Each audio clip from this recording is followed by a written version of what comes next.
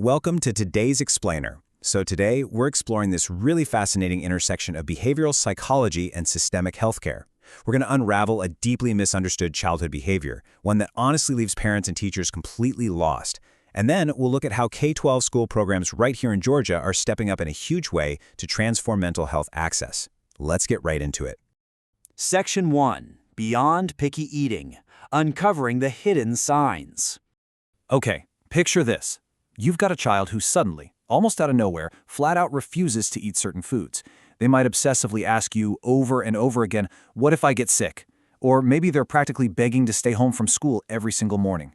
Now, when we see this as adults, it's incredibly easy to just chalk it up to a phase, right? We think, oh, they're just being a picky eater, or it's a nervous phase, they're going to grow out of it. But actually, writing it off as just a phase completely misses a much larger hidden narrative that's playing out in that child's mind. Because these kids, they aren't just being difficult or stubborn. Skipping meals entirely, steering clear of cafeterias or restaurants, aggressively double and triple checking expiration dates on their food, and seeking constant, repeated reassurance from adults, well, these are desperate attempts to avoid a hidden fear. It's a coping mechanism, and what happens over time is that this fear quietly shrinks their world. Environments that really should be places of growth and socialization, like the loud chaos of a school cafeteria, suddenly start to feel completely unsafe and absolutely terrifying. Moving on to Section 2, Understanding Emetophobia, giving the fear a name. Finally, putting a clinical name to this invisible monster changes everything about how we approach it. Rather than a disciplinary issue or just standard childhood stubbornness, what we're actually looking at here is emetophobia. That is an intense fear of vomiting. Every single one of those restricted behaviors we just talked about, the child is making those extreme changes simply to avoid any possible chance of throwing up. And once you view their actions through that lens, the lens of emetophobia, everything suddenly makes perfect sense. The food refusal isn't about taste at all. It's entirely about risk management. Section 3. Evidence-based treatment. Facing the fear. Now here is the absolutely crucial point.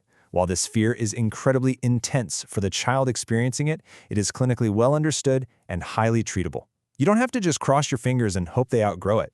A licensed clinician can formally diagnose the condition and build a tailored plan using proven, evidence-based approaches. Typically, this starts with Step 1, Cognitive Behavioral Therapy, or CBT, which helps the child reframe those catastrophic thoughts about getting sick. And then that's paired with Step 2, Gentle, Gradual Exposure. Let's be clear, this isn't about forcing a kid into a terrifying situation.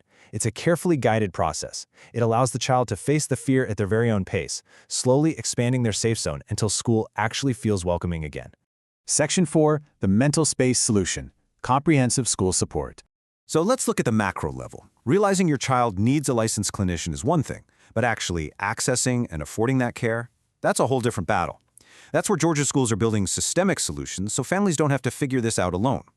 MentalSpace School embeds K-12 mental health support directly within the schools, and the breadth of what they offer is staggering. For direct care, they provide same-day teletherapy and family counseling, meaning if a child is having a severe emetophobia response, help is immediate.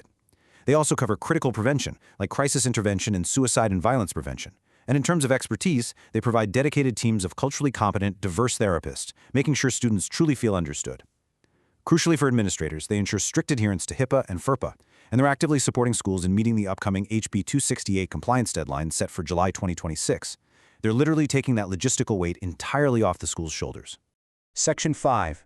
Real Outcomes and Access. Removing the Barriers. A systemic framework like MentalSpace is a total game changer. But, a system is only as good as the actual results it produces for the students. Well, the data definitely speaks volumes. When you embed this kind of comprehensive support right into the school day, the outcomes are phenomenal. We're looking at 89% improved attendance. Remember those kids begging to stay home because of their fear? They're coming back to class. We see a massive 92% reduced anxiety among students. And wrapping it all together is an 85% family satisfaction rate. This offers really concrete reassurance that this in-school support isn't just a nice idea on paper. It's dramatically reducing student anxiety and getting kids comfortably back in the classroom where they belong. 0. That is the number that literally changes everything. We all know that healthcare costs create a huge psychological and practical barrier for families trying to get help. To completely dismantle this, MentalSpace accepts a wide range of insurances. Providers like BCBS, Cigna, Aetna, UHC, Humana, Peach State, CareSource, and Amerigroup. But here is the most vital takeaway. For Medicaid patients, care is provided at exactly $0. Zero. By removing that financial friction, we ensure that a child's ability to overcome something as debilitating as emetophobia is never determined by their family's bank account. The great news is that these school-based teams are ready to help you take that next step right now.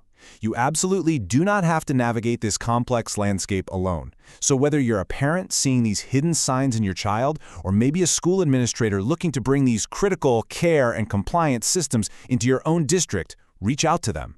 The website and email are available for you to connect and get started immediately.